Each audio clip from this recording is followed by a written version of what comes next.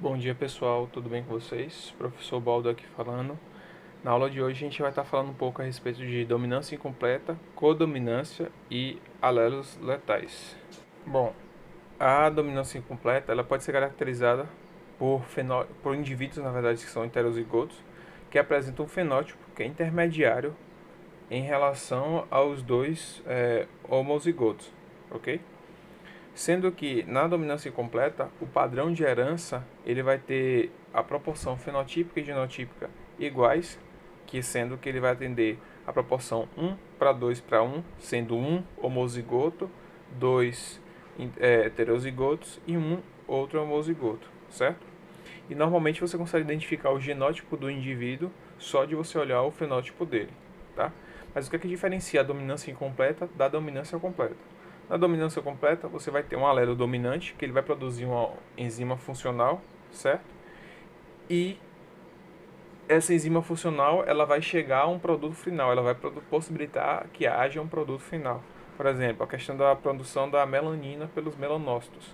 Quando você tem essa enzima funcional, você consegue chegar à produção da melanina. Quando você não tem a enzima funcional, você não vai ter a produção da melanina, que é uma situação em que você tem um alelo recessivo, em que o alelo vai produzir uma enzima defeituosa que não vai possibilitar o produto final, ok? Já no caso da dominância incompleta, o que acontece é que o alelo dominante que codifica a enzima funcional, ele produz essa enzima funcional em baixa quantidade. E aí ele necessita que haja os dois alelos para que aquela característica seja expressa em máxima quantidade. No caso de um indivíduo heterozigoto, para essa questão da dominância incompleta, o que acontece é que ele só vai possuir um alelo funcional e esse alelo vai produzir o seu fenótipo, só que com maior força, perdão, só que com menor força, com menor intensidade. E aí com isso, vamos dizer assim, você vê a versão mais branda desse fenótipo. Um exemplo que a gente pode utilizar para entender um pouco mais isso é a planta Myriabilis jalapa, que é também conhecida como planta maravilha, em que o homozigoto dominante ele vai produzir o fenótipo vermelho, enquanto o homozigoto recessivo vai produzir o fenótipo branco. E o heterozigoto ele não produz nem vermelho nem branco, ele vai produzir flores de coloração rosada, certo? E aí quando você observa que você faz a autofecundação desses indivíduos, o que você vai ter é que a autofecundação dos indivíduos que são heterozigotos, o que você consegue obter é que são indivíduos de flores vermelhas, indivíduos de flores rosas e indivíduos de flores brancas.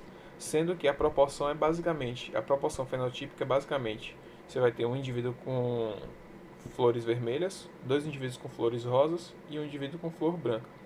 E a proporção genotípica ela vai ser exatamente a mesma, certo? Só que com relação aos genes. O detalhe que eu quero chamar a atenção para vocês é que nesse caso o F de flor foi utilizado para identificar o gene, onde vai ser o gene que vai ser estudado, certo? E o V e o B elevado, eles são utilizados para identificar os alelos. Você fez uma separação. Por que você fez uma separação da classificação desses alelos?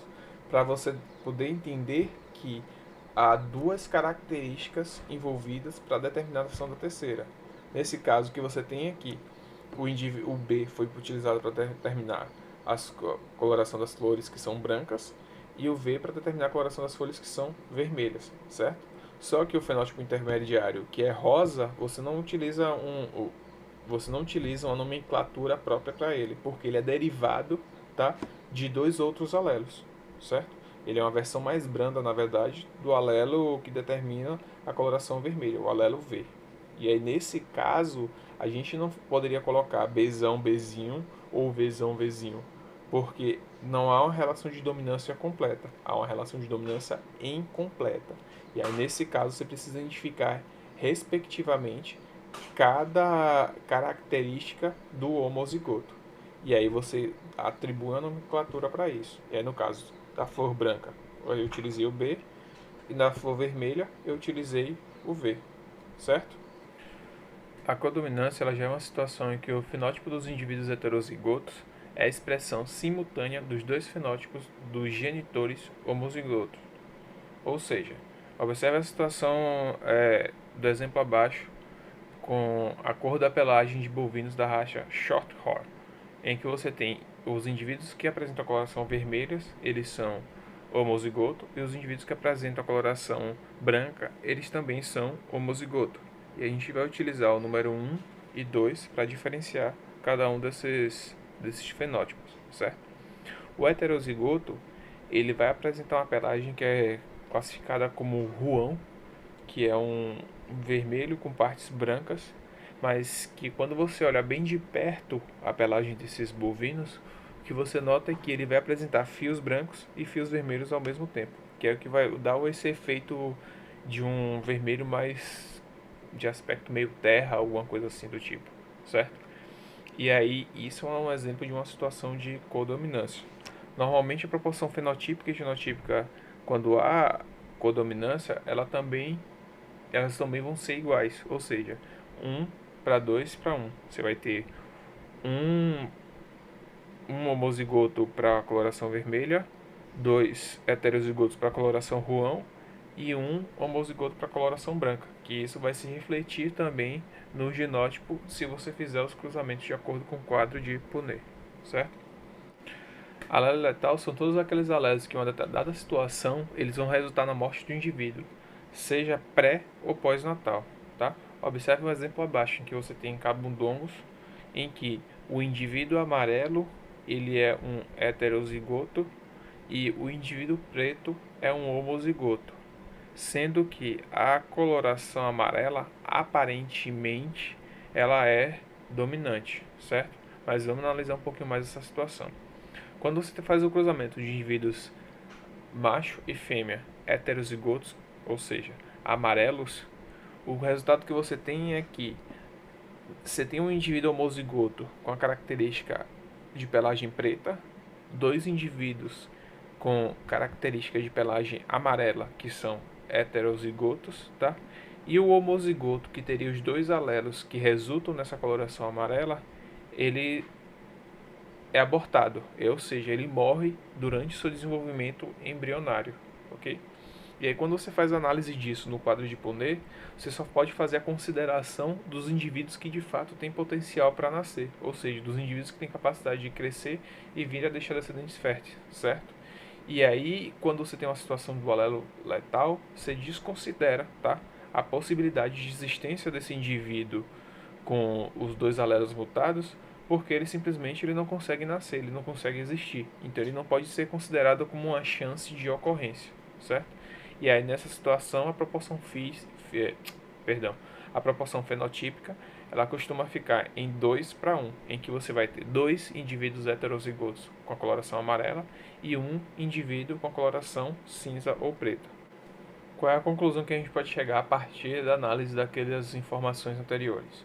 Primeiro, é que os alelos letais eles desviam da lei de Mendel, porque quando ocorresse um cruzamento de heterozigoto, o esperado era produzir proporções genotípicas 1 para 2 para 1. No entanto, como os indivíduos que apresentam os dois alelos mutados eles morrem durante a embriogênese, o resultado que você tem é a situação que eu mostrei a vocês anteriormente, uma proporção de 2 para 1, certo? Segunda coisa, é que é impossível obter camundongos de pelo amarelo com o genótipo homozigoto, certo? Nessa situação. E que alelos como o AY, que são os alelos que estão sendo analisados como alelo mutante, eles são letais quando em homozigose, mas não quando em heterozigose. E aí, nesse sentido, a gente classifica eles como alelos letais recessivos. Aí vem o questionamento. Mas se o alelo é dominante, como é que ele pode ser recessivo? E aí, vocês conseguem responder? A situação é a seguinte.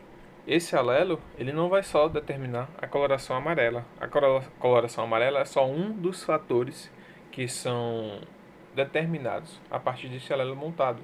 Ele também vai determinar alguns problemas de saúde, como obesidade, diabetes, formação de tumores nesses camundongos, certo? E aí o truque é que a letalidade é que ela vai ser recessiva e não a cor que seja dominante, tá? Porque existem algumas situações em que você não vai ter alelos determinando um fenótipo visível como esses, como por exemplo os indivíduos que apresentam anemia falciforme. O indivíduo que apresenta anemia falciforme e é heterozigoto para essa característica, eles não fisicamente não apresentam nenhuma mudança. Essa mudança ela só vai ocorrer de fato nas suas hemácias, que você só vai conseguir notar se você fizer uma análise de nível molecular, se você fizer uma análise de nível de eficiência da taxa respiratória desse indivíduo, tá? E enquanto que os indivíduos que são homozigotos, que apresentam os dois alelos mutantes para anemia falciforme, eles costumam vir a óbito. Hoje em dia, com o avanço da medicina, ainda consegue dar uma certa qualidade de vida para esses indivíduos que são homozigoto para anemia falciforme. Só que o indivíduo que é heterozigoto, ele fenotipamente ele não apresenta nenhuma diferença dos demais indivíduos.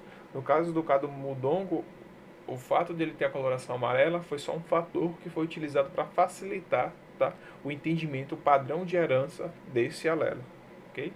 E eu aproveito para dar uma dica para vocês aqui: toda situação em que você tiver uma proporção determinada ou uma proporção encontrada 2:1, ou que se cite que o indivíduo em homozigose morre, normalmente você deve suspeitar de que esse alelo é um alelo letal, a não ser que tenha algum outro fator que seja especificado de interferência. Mas se deu uma proporção 2:1, se falou de indivíduo morrendo por homozigose, certeza, quase 100%, de que é um alelo letal, ok? A não ser, é claro, que ela bote alguma informação a mais na questão ou na situação que precisa ser analisado e que não tenha relação com alelos letais, certo? Para fechar esse conteúdo, como eu sempre falo para vocês, genética é treino, treino, treino, treino. Tem que sair da teoria e treinar bastante para vocês poderem fixar melhor as informações. Então, tem uma lista aí para vocês com as 9 questõezinhas. A maioria delas são de marcar, então não tem erro para vocês fazerem, não tem dificuldade para vocês fazerem. Tentem analisar, tentem interpretar as questões, ok? Que é só relacionado a esses 3 conteúdos que a gente trabalhou agora, tá? E aí, na próxima aula, eu divulgo o gabarito dessas atividades. Vocês observam a taxa de erro que vocês tiverem dúvidas durante a execução, só me consultar enviando um e-mail que eu posso estar tirando essas dúvidas de vocês, ok? Bom estudo para vocês e até a próxima aula.